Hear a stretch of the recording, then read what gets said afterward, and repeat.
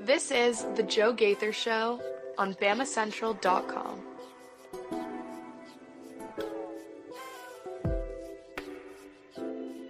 Good afternoon, Tuscaloosa, Internet World, West Alabama. How we doing today on this Friday, Football Friday, on the Joe Gaither Show on BamaCentral and BamaCentral.com. Appreciate everybody watching us on the BamaCentral YouTube channel or checking us out on my own social media machines at Joe Gaither 6.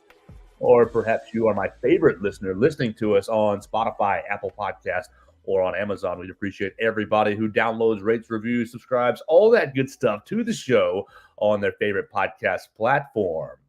Going to have a lot of fun today. We're going to keep it in tradition. It's week number 6, and it's Football Friday. Alabama is up in Nashville, right where I am. I snuck up to Nashville last night to scout Clark Lee's team, and Alabama might be in for a little bit of a fun day on Saturday. So we're going to talk about Alabama and Vanderbilt, and we're going to do that with our experts, Katie Wyndham and Hunter DeCyver. You follow them at Hunter DeCyver and at Katie Wyndham _, our experts right here at BamaCentral.com. So we're going to get into the game with them. We will kind of circle back to the Georgia game last week just to kind of put it all to bed just a little bit, and then we will make our picks for maybe a little bit of a lackluster slate in college football this week. So we appreciate everybody jumping in and joining us. You can always find us on the comment section. Leave me a comment, a question, a query, or complaint at Joe Gaither 6 as we get into week number 6. Before we bring on Katie Wyndham and Hunter DeCyver, we need to tell you and give a big old thanks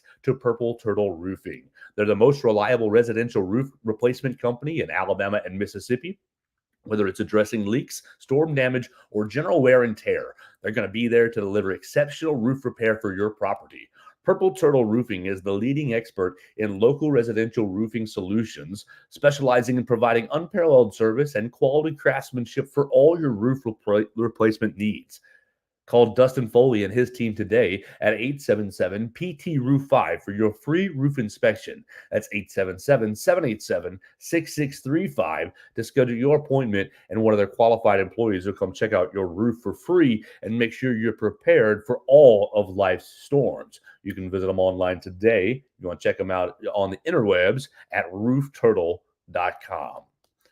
So let's do it. Let's have a week number 6, Football Friday, and let's hang out with our friends, Katie Wyndham and Hunter DeCyver. First off, thank you guys so much for joining us. Let's just start with Katie. Thank you for joining us.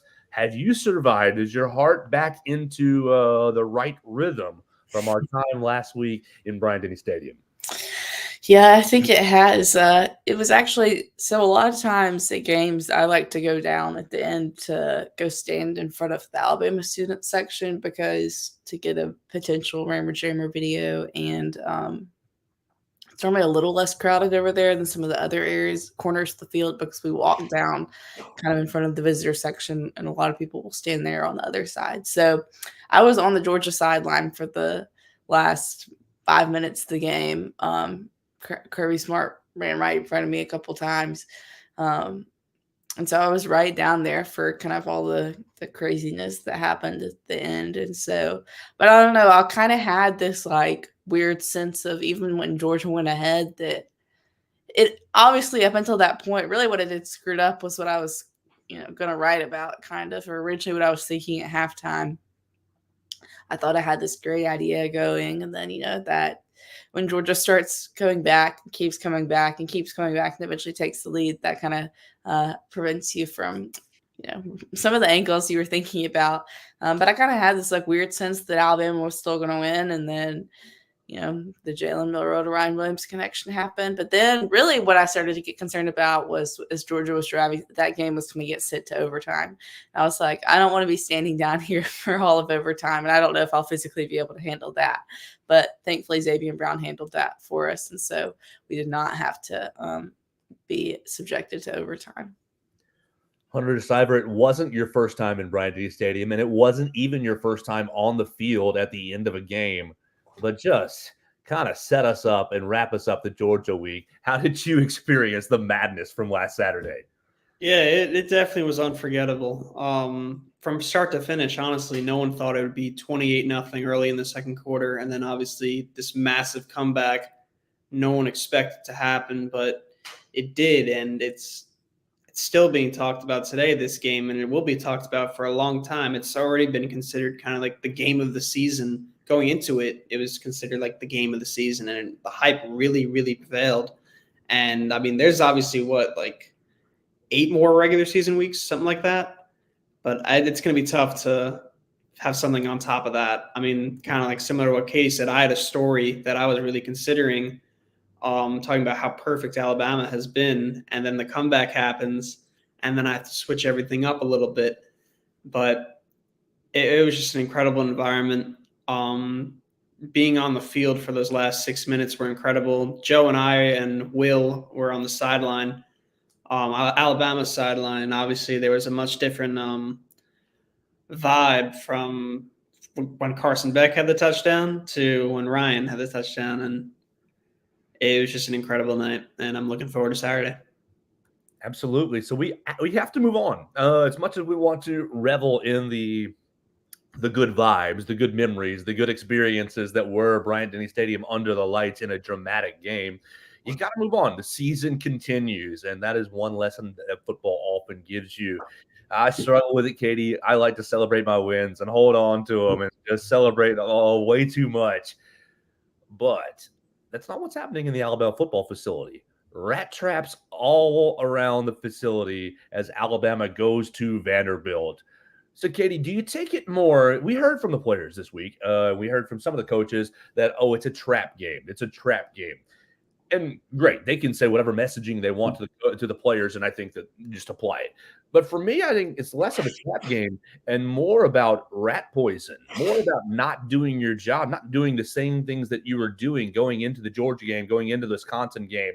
Because Vanderbilt, on their talent, they can catch you in the trap, but they can make you look real ugly. They can make you look real bad and expose you on film. I think it's more about taking it seriously, taking an inferior opponent seriously this week, going up to an offensive scheme that's going to be a little bit of a challenge to deal with, and saying, you know what, we're going to take on the challenge. We're going to treat you seriously. We have championship aspirations. We might need to replicate, or we might want to replicate the start that we had last Saturday. What's your thoughts when you're in Malmore Athletic Facility on Monday and you're seeing these rat traps? Do you think that maybe they're building Vanderbilt up too much, or it's really just about keeping the guys on the edge? Yeah, I don't know if I would consider this game a trap game, because I think, and if I get old takes exposed here, just mark my words. But I think in order for something to be a trap game, it has to be like somewhat losable. And kind of like what you said, like it would just have to be something catastrophic for Alabama to lose on Saturday, just because of the talent gap of a team like Vanderbilt.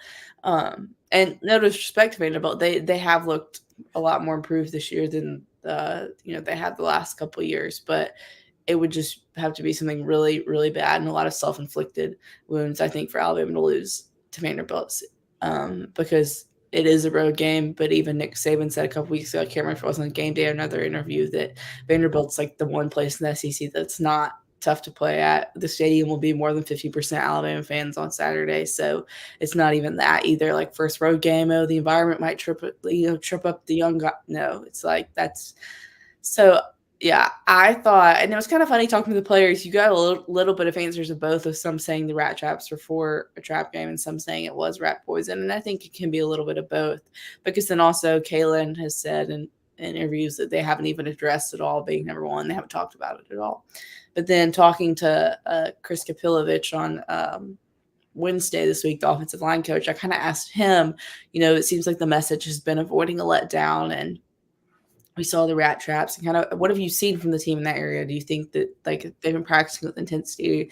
And he said the coaches have been talking to them about, I think he was talking about a time that he was at Michigan State and they had beat Ohio State and they were all fired up, and then they went down and played a mid-Purdue team and lost. And so he was talking about examples in the past of times that you can have a big win and then kind of have the letdown. So I think that's been I think it's more of avoiding a letdown, not letting things get to your head, and instead of it being a trap game. And I think this team is focused enough, and it's still early enough in the season, and especially heck with that 1-0 mindset they have every week, that it's going to be really hard for them to have any sort of trap game when you're focused on going 1-0 each week. So how could anything become a trap when you're focused on winning? I love you so much, Katie. Hunter, what do you think about these guys? You've been around the program for the last 5-6 weeks since you moved to town covering the team. Do you get the sense that they're taking it upon themselves to go 1-0 each week? Yeah, they always say that, but I'd be stunned if Alabama wins by less than 3 touchdowns, less than 20 points.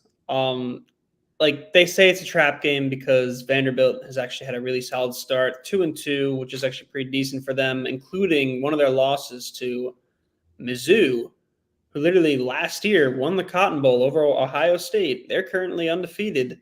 I mean, they've obviously, and we're going to talk about it later on the show, I know, but they've had some close games, but this is still I wouldn't say a top tier program, but a program significantly better than Vanderbilt is, and like in general, but Vanderbilt could definitely be a little surprising, but in general, I don't think this is necessarily a trap game. Obviously, I think the team is preparing for it as if it were.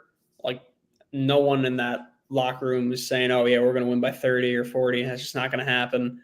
And that's what Kalen DeBoer and Kane Womack and Nick Sheridan say as well. They never really have said, like, oh, like, we're going to – no, not that really anyone has ever said, like, oh, we're going to destroy this team or whatever. But I don't think it's going to be close in general. Really only one person that comes to mind is Vanderbilt's quarterback against Perfect. Go right into that because that's my next spot. How dangerous is Diego Pavia in the run game? Yeah, that's the thing. So Alabama's defense, I mean, we've written about it constantly that they've been really stellar so far. However, against quarterback run, it's kind of been a little iffy, especially against South Florida with Byron Brown, but that's South Florida. Now we're going against an SEC school. Obviously, Vanderbilt, as Kay said, Nick Saban, it's not a difficult environment to play in, but it's still an SEC school regardless. And Diego Pavia has, I think, let me find the exact stat. He has 14 less rush attempts than pass attempts. So he has the ball constantly, and Alabama definitely needs to clean up quarterback runs. I mean, Carson Beck didn't really do it much, but when he did in the fourth quarter, it definitely worked. But that's really the only thing that is a little scary. But besides that, I still think Alabama's going by 20 plus. Katie Hunter's dancing right around it and kind of nailed it. Vanderbilt makes a change this offseason. Clark Lee, basically in an effort to save his job, says, I'm going to take over as the defensive coordinator, and I'm going to hire Tim Beck as my new offensive coordinator. Tim Beck, former offensive coordinator from New Mexico State. Well, Tim Beck says, cool, I'm ready to go to the SEC. We had a good year. We upset Auburn last year. Let me bring my quarterback with me. And this guy – you've heard, Katie, you've heard Kane Womack. He's a baller. You've heard Colin Hitchler talk about how gritty he is. Oh, he's a playmaker. He's a baller. He's a gamer. He's not the athlete that Byron Brown is, but really their offense runs a lot of triple option, more than South Florida. A lot of modern triple option out of the pistol. They're running a lot of quarterback read. They're running a lot of speed option. They're basically getting Diego Pavia involved in basically every single play. I haven't been able to see every single game of him, but what do you think of his game and what he's done to Vanderbilt's program as far as making them competitive in every game? They've almost exceeded their Vegas win total. They've been in every single game. What's your impressions of Diego Pavia? Yeah, I haven't really. I've seen like the end of their Missouri game and I think some of their Virginia Tech game week 1. But I think my impression would be that it's impressive what he's been able to do, with that team. One stat I noticed about him last night when I was working on a story is he doesn't have an interception yet this year, and that's always the big key for a quarterback is not turning the ball over. And that's something that Alabama's defense has been pretty good at this year. So Georgia didn't have a turnover coming into the game. Carson Beck didn't have an interception, and Alabama had 3 last week. So we'll see if they'll be able to do that again on Saturday against Diego Pavia. But yeah, I mean, it obviously turned out to be a good move getting him out of the portal. Maybe, Auburn wishes they would have gotten him at this point with some of their quarterback struggles. And I think he's ended up being a better plug and play portal prospect than people thought. And, in some ways it's hard to judge at this point in the season. We talked about this last week. And, Alabama and Georgia had only played 3 games going into the matchup. And this week, both Alabama and Vandy have played 4 games. But like Hunter said, I mean, Vandy did beat Virginia Tech week 1, and they took Miami down to the wire last week in Miami. And they're, they've had a lot of transition lately, but they're overall a solid program. And then Missouri took them to overtime on the road, which, I think that, yes, Missouri is top 10, but it's kind of I don't know. It's not as big of a talent gap as Alabama and Vanderbilt will have. And so either way, it's still impressive what he's been able to do. It's, I think you look at that Georgia State game, right? That's who they played and lost to. I think you would hope how they've played in other games that they would have been able to get over that hump and pick up that win. But it's not going to be as lifeless of a team on Saturday as it sometimes can be when Alabama plays Vanderbilt. Like I believe the last 2 matchups have been 55-3 and 59-0. So I don't think it'll be that bad on Saturday. I'm with you there. We want to take a pause and say hello, Julene Lee, for commenting with us on the Facebook machine. You guys can comment on Facebook, Twitter, and YouTube at Joe Gaither 6. And we hope that Julene has a great weekend. All right, let's keep going with Alabama and Vanderbilt. Hunter, my next silly question is, can a team believe themselves into being better? Because very clearly the Vanderbilt has found a belief, has found a confidence, has found this is who we are and we believe in it. I mean, every single game they've been in. Can a team believe themselves into being better? I mean, confidence goes a long way, but there's a difference when you're playing against the number 1 team in the nation that literally just beat the then number 2 team in the nation. Obviously, it was a 7-point win, but they were up 28-0 at one point. So Alabama is certainly a powerhouse at the moment. I can't, even though they are the number 1, it's not like they're the official best team in college football because there's plenty to debate. You could debate Georgia, you could beat Texas, Ohio State, and a couple others, but I don't think that you could believe your way into thinking that you're going to win this game. Obviously, they're going into it saying, all right, we're going to win this game, but it doesn't always work out like that. All right, so yesterday on the show, Hunter, I basically picked 3 keys for Alabama before I did 3 players to watch. So my keys were really Alabama needs to bring its own juice and needs to bring its own energy. We kind of danced around that a little bit. And then we've talked about Alabama playing assignment football on defense against the quarterback run specifically, but playing assignment football. And my third key was to stay healthy with the rest of the season ahead. And so I'll just we set those up. I want to ask you if we had to put you on the spot and say, what are your 3 keys for Alabama this week? Because I think we're all in agreement. The game's probably going to be 17, 30-point victory, somewhere in that margin. It's probably going to be a comfortable win. But there are things that Alabama needs to do. There are things that Alabama needs to improve on in the week. What do you think Alabama's keys are? It doesn't have to be 3, but what do you think are some of the keys for Alabama this weekend as they're playing Vanderbilt? I mean, the first thing that comes to mind is what I touched on earlier, is that you have to stop the QB run. It's as simple as that. That seems to be Vanderbilt's main way of offense, whether Diego's running the ball or he's passing it short. That seems to be their offense, 90% of it. So taking him out, not physically, not injuring him, holding him in check. You might.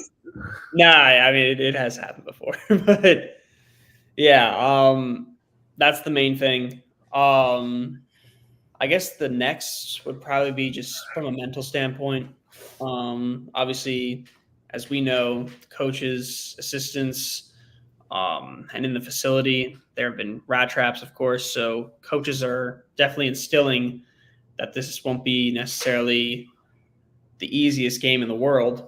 And coming off a huge momentum win like this, I think you just have to remind yourself that you're going against another SEC program, regardless of their status in the conference. So one is going against the QB run. 2 is mentality. And 3, let's go with I think let's stick with the run game kind of here. I think Jam Miller has been fantastic to open the season. But him and Justice were pretty silent against Georgia, if I remember correctly.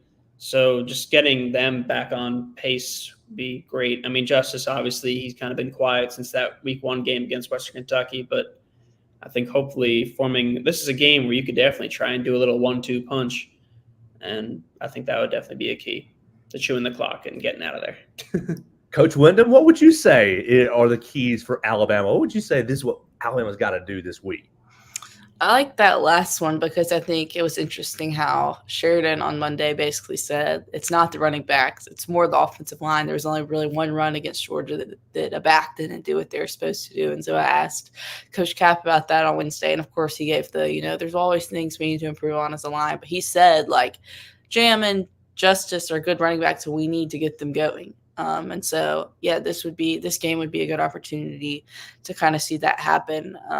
I don't know if this is really a key or if that's the right word for it, but I think to kind of tie into the things y'all have said, by having the right mentality and kind of keeping your foot on the gas, I think getting a big enough lead in this game that you can play some younger guys in the second half, that you can continue to develop that depth that you're going to potentially need later in the season. Because Alabama's had a couple of injuries so far through the first 3 weeks, and they've actually kind of been almost, I guess it's just Jeff Allen's magic elixir that some of these guys seem to have had some very fast recoveries. And but you never know, you never want it to happen, but there can always be bad injuries, and so you want to continue developing that depth. And just the fact that how long this season can potentially be, you want to have as many guys ready as possible, and the coaches have talked about that since fall camp. So I think this Saturday is an opportunity for that. And then I think can be a key in any game, is you want to win the turnover battle, and so we can continue seeing that swarm D, see how that the defense does and the offense, if they can continue doing a better job of holding on, protecting the ball like they did last week. They did have Jalen had his first interception, but no fumbles like they'd had some the first couple of weeks. So I think that'll be big to see if the defense can continue forcing turnovers and the offense can continue protecting the ball. We're hanging out with Katie Wyndham and Hunter DeCyver right here on the Joe Gaither Show on BamaCentral, BamaCentral.com. You're watching us on the BamaCentral YouTube channel or checking us out on Spotify, Apple Podcast, or Amazon. Talking about Alabama and Vanderbilt as you're going into Nashville tomorrow. All right, Hunter, how many Alabama fans are in the 40,000-seat First Bank Stadium tomorrow? It's tough because obviously Vanderbilt is definitely off to a better start than years past. But in general, they're not going to really fill up the stadium very far with their own fans. But since this is a game against the number 1 team in the country, maybe they will a little bit more. There's 40,000. 40,000. Right? 39 and change, but 40 is the easiest.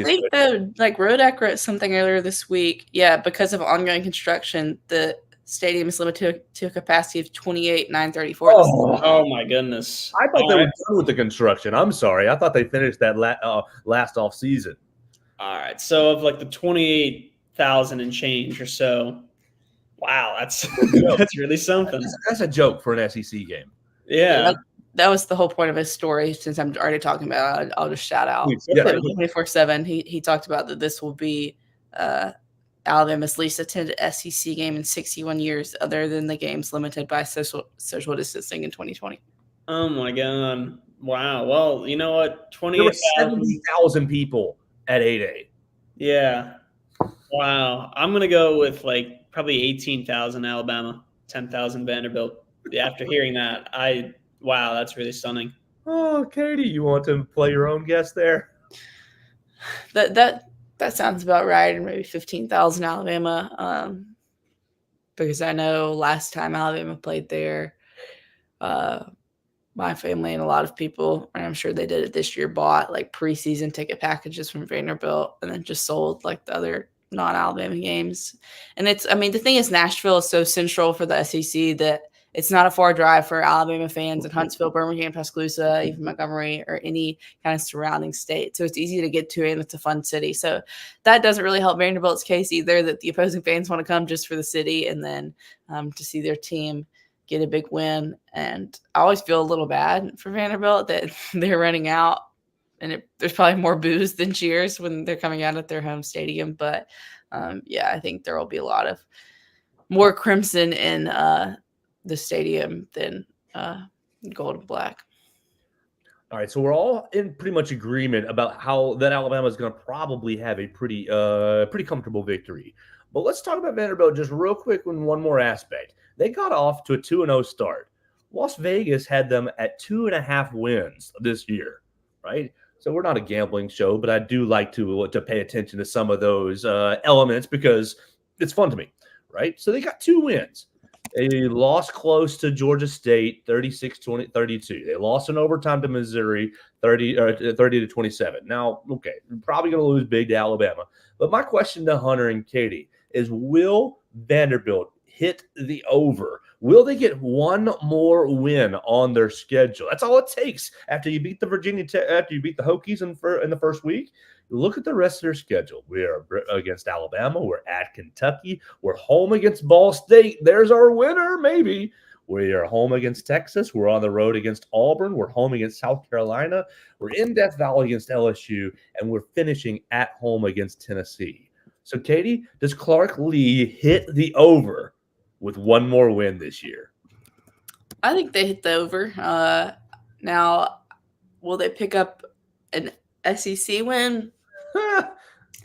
That remains to be seen. I mean, I think we'll kind of see how Auburn continues to look the rest of the way, and say they get blown out this weekend. They just kind of fold their tents, and I mean, because they're 2-3 right now, and if they lose to Georgia, which they probably will, they'll be 2-4, and so then it can get to a point where, I mean, Diego Pavia already won in Jordan here once, so who's to say he can't do it again? But yeah, I think they definitely hit the over. It'll just be a matter of how many more, if they can get to bowl eligibility, which might be a little bit of tough sledding after losing to Georgia State, the heartbreaker, Missouri. Whew. Hunter, will they hit the over, and will they get an SEC win? I don't know much about Ball State. So with that alone, I think Vanderbilt's going to get the win there. So yes, they get that, but SEC wins, that's really going to be tough. There's not many teams that I think will give them a chance. What? You know which SEC team they're beating, Hunter. I definitely have that one in mind, but I can't officially say that Auburn is going to take the No, not Auburn. No, they're not going to be. They might beat the Auburn game, but I have confidence in one win. Katie knows which one it is. South Carolina. That's exactly right. They're going to get Really? Shane Beamer. They're going to get Shane Beamer at home. Oh boy, that would really be something. Okay, maybe that was just my own. It's possible. South Carolina's really been a bummer this season. I thought they'd be much better, but probably a failure of leadership, Hunter. That's definitely a possibility from Mr. Beamer. Yeah. But then, there's the big enigma of how they blew out Kentucky when Kentucky has kept it close to Georgia and then beat Ole Miss on the road. So it's Exactly. It I makes feel like that's just some typical SEC East stuff. Even though I know we don't have the East and West this year, I feel like that's just been typical SEC East vibes the last couple of years. The bottom feeders eat each other throughout the rest of the year. So maybe maybe South Carolina does win, but I've never had faith in Shane Beamer, and so we'll keep that consistency going and take Vanderbilt to win that SEC game. Why don't we wrap this up? Because I don't have much more on the Commodores. Let's start talking about picks. Let's talk about picks because it's a decent little week. in college football. But before we make our Week 6 picks on Football Friday, we need to tell you about our friend Derek Daniel, State Farm, right here in Northport, Alabama.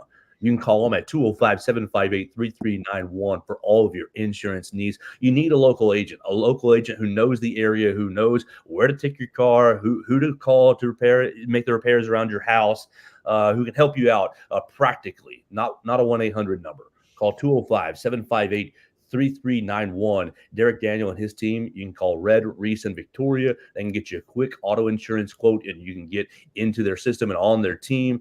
Make sure that you're properly covered with the proper coverages, as it is a very wild time in the country. So you make sure you're properly insured with Derek Daniel State Farm Insurance. Call them at 205-758-3391. Like a good neighbor, Derek Daniel and State Farm is there. All right, let's keep it up and let's finish this Football Friday up with some picks. We'll save Alabama and Vanderbilt for last, but we'll just scroll through our ESPN and start picking some of these fun games here. And really, to me, College Game Day messed up. I know Cal Twitter has been a lot of fun, and they got a big game with Miami this week. But why the hell are you not in College Station, Texas, for the biggest game of the weekend? It's Missouri at Texas A&M. Number 9 Missouri against number 25 Texas A&M. Texas A&M is a 2.5-point home favorite. And I was telling Hunter before we started, I think this is Missouri's biggest game on their schedule. The biggest game on there. Yes, people are looking at Oklahoma, renewing that rivalry. People are looking at going to Tuscaloosa for homecoming. But I think the way that Missouri's schedule sets up, Katie Wyndham, this is their most important game. If they beat A&M on the road, they've got UMass and Auburn, and should be 2 wins, and then they can come into Tuscaloosa undefeated. You drop the Alabama game, and the rest of the year's schedule is pretty smooth. If they can beat Texas A&M, they can be in the SEC championship. Yeah, I mean, this if they can win this, it sets them up in a good spot for the SEC championship and the playoff, because even if they lose to Alabama, like you said, the rest of their schedule is pretty easy. But I think I'm going to have to – last week for Auburn, I said, fool me once, shame on – so I think I'm going to have to do that again this week. Last week I picked against Texas A&M. I picked Arkansas. A&M proved me wrong, so I'm not going to pick against them again. I haven't been uber pressed by Missouri, so I'm going to go with Texas A&M at home at Kyle Field, because I think this is a big opportunity for them. It's a ranked matchup versus your head coach. The crowd will be fired up at Kyle Field. It'll be tough for Missouri. I don't think they've had that. What's been their biggest road? Have they even had a road game? Not really. Not really. They've had a cakewalk schedule. They weren't at Boston College. They went to they did have a road game, didn't they? No, they haven't been on the road yet. They haven't been on the road yet. They haven't even been on the road yet, and they played Murray State, Buffalo, Boston College, and Vanderbilt, and struggled against Boston College and Vanderbilt. So I'm going to go with A&M. Sorry for how long that was. No, it's all right. Hey, we don't see Will Miller around here. We love you, Will. We miss you, Will. Come back next Football Friday. Hunter DeCiver? Yeah. So this is actually really a big game for both sides. Now that I think about it, because this is Elko's really first big game against a ranked SEC team. Obviously played against a ranked team earlier in the season against Notre Dame. I don't believe they're ranked anymore. And if they are, they're pretty low on the list. I think they are. They are? Okay. They love to have Missouri. They love to have Notre Dame in the polls. Of course. Yeah, of course. The Catholics across the nation happy. Notre Dame is ranked 14th. Oh, what? All right. I must have saw something different. Okay. But anyways, so this is this team is better than Notre Dame based off rankings alone. Mizzou, as I said previously, were fantastic last year, and they're trying to prove that last year wasn't a fluke, although through the first 4 weeks, or first 4 or 5 games or whatever, they are undefeated, but they haven't really been impressive wins besides in week 1 against, I think it was like Murray State, where they dropped like 60 or something like that. So this is definitely a test for both teams. I know Mizzou, I think, is either coming off the bye or they had the bye the week prior. So that was definitely much needed based on how they performed so far. So, but if I had to pick a team, I haven't seen Luther Burden really shine yet. who's Mizzou's wide receiver. He was supposed to be the best wide receiver coming into this season. He was really one of the best last season. But so far, there are plenty of other receivers that have gone pretty viral, such as number 2 in crimson and white. But yeah, it really comes up to him. He needs to show out this game, and if he does, Missouri wins. If he doesn't, Texas A&M wins. So what's your pressure? You know what?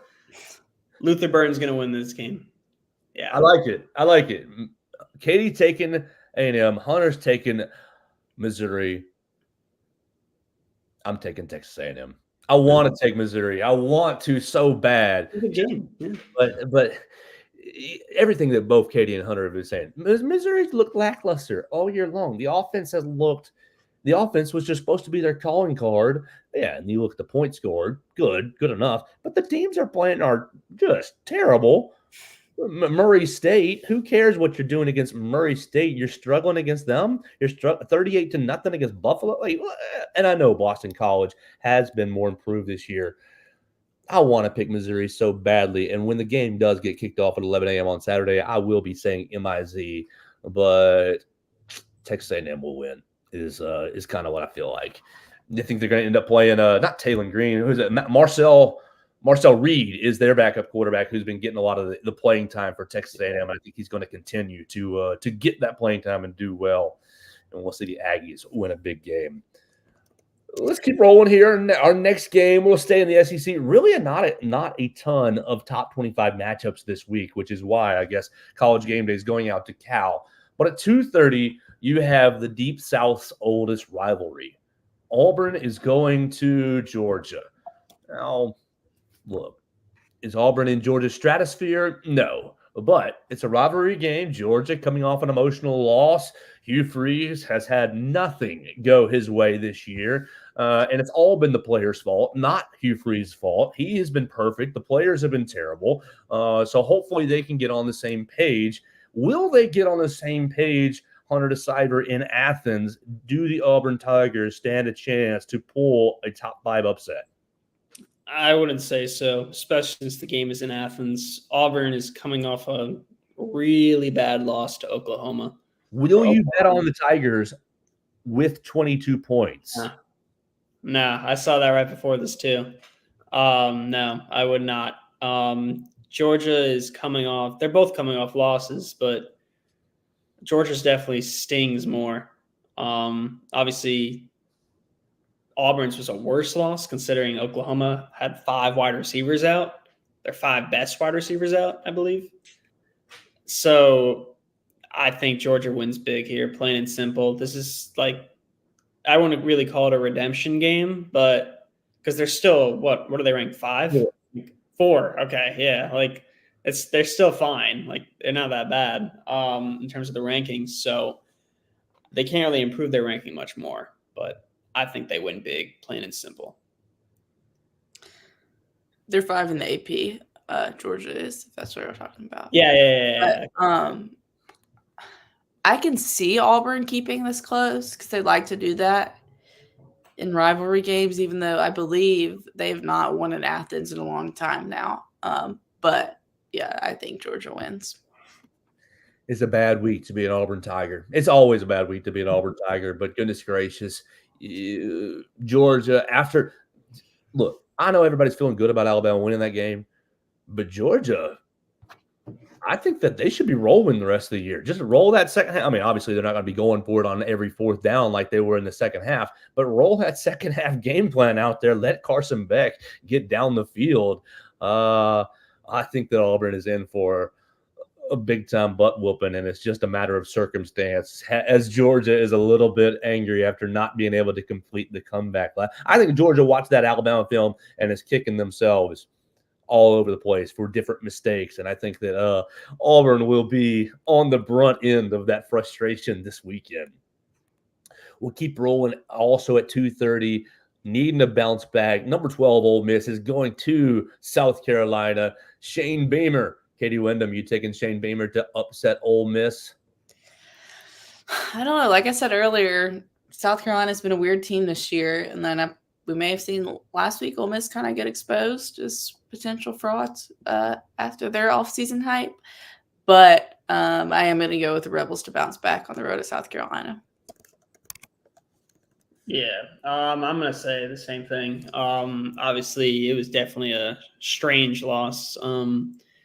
Georgia beat Kentucky by 1, and then Kentucky beats Ole Miss. So Kentucky's definitely a team I'm looking at for the rest of the season, but I still think Ole Miss gets this one done. I wouldn't say extremely easily. I think the line, I just looked, it's like 8.5, which I think is fair, but I think Ole Miss wins probably by like 17-ish, somewhere in that area. So it's not a dominant game by any means, but I think they win by multiple possessions.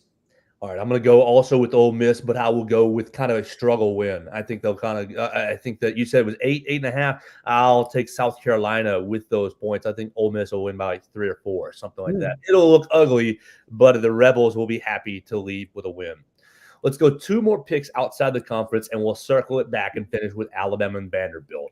Let's go at 6:30 on Peacock, NBC and Peacock. Number 10, Michigan, goes to Washington. Yeah, it's not a ranked matchup, but I'm looking at the line. Washington, not Michigan. Washington is a 1.5-point home favorite against number 10 Michigan. Hunter, are we seeing something fishy here? Are the Washington Huskies in line to upset the Michigan Wolverines? That's funny. I didn't know that was a game on the schedule, the national championship rematch. But thing is, both teams are significantly different than last year. That's for sure. But yeah, sorry, my computer keeps moving. There's a cat here that Bruce, I said hello. Anyways, I think Michigan wins this one. I wouldn't say relatively easily.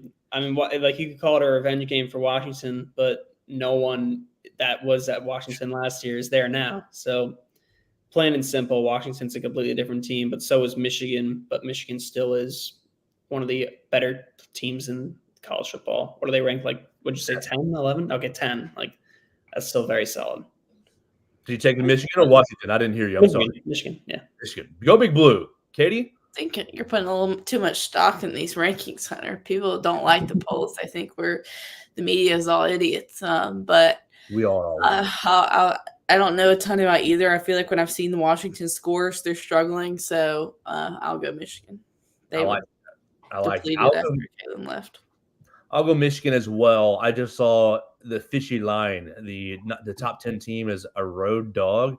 Not really a gambler here, but if I were, that one kind of sticks out to me as maybe something to play my $5 on. All right, our last game before the Alabama game is also an interesting game. Oh my God, I cannot believe this. 6:45 on SEC Network. UCF, the Knights, are a 2.5-point home favorite at Florida. Florida, in the swamp. You're a 2.5-point underdog. Oh my, what? Billy Napier against, not Hugh Freeze. Oh my God, Gus Malzahn. The other Auburn coach. Katie, will Gus Malzahn have Billy Napier fired by Monday morning? That's got to be a pretty low point as a program for Florida as a fan. If you're a home dog to UCF, like a non-Power 5 school in your state. Imagine Alabama plays in Tuscaloosa against UAB, South Alabama, Jacksonville State, whoever, and they're a home underdog. Oh gosh. Yeah, I think Florida is going to win this one. I'll go with Florida. Hunter? Yeah, I'm going to take Billy Napier here in the little Alabama versus Auburn matchup, if you could call it that, with him versus Malzahn. But simple as that. I like Lagway as a freshman. I think he'll just continue to climb, and I think he'll get this win. The fighting DJ Lagway. He is Billy Napier's only hope. I like your pick, Hunter. I do think that Florida will win, but I just think that the matchup and the setup just is an ugly picture of where Florida is as a program. You're a 2.5-point underdog in your own stadium, as Katie said, to a non-Power 5 in-state school. Oh, God. I think if an Alabama coach ever had that lined up, he'd be fired before they got to the game. They wouldn't let it get that bad. Yeah. We say that, but then didn't Alabama lose to UCF at home in the early 2000s? So, things happen. Life happens. College sports happen. It's a crazy world out there. That's exactly right. Let's finish this program up. We appreciate everybody who's watched us today on YouTube, Facebook, Twitter, or listened to us on Spotify, Apple Podcast, Amazon. Our last pick and our closing thoughts on Alabama and Vanderbilt. We will be in there for BamaCentral.com, Alabama Crimson Tide on SI. It's going to be 3:15 Central Time. You'll be able to follow us online about noon or so. We'll get things popping inside First Bank Stadium. Yes, I know we can't pick up our credentials until an hour and a half, but we'll be fired up and ready at 3:15 in Nashville. Alabama is a 22-point favorite, 22.5-point favorite over the Vanderbilt Commodores, coming off a big win over Georgia. Hunter is dealing with a cat. Oh, no, he's back. Perfect.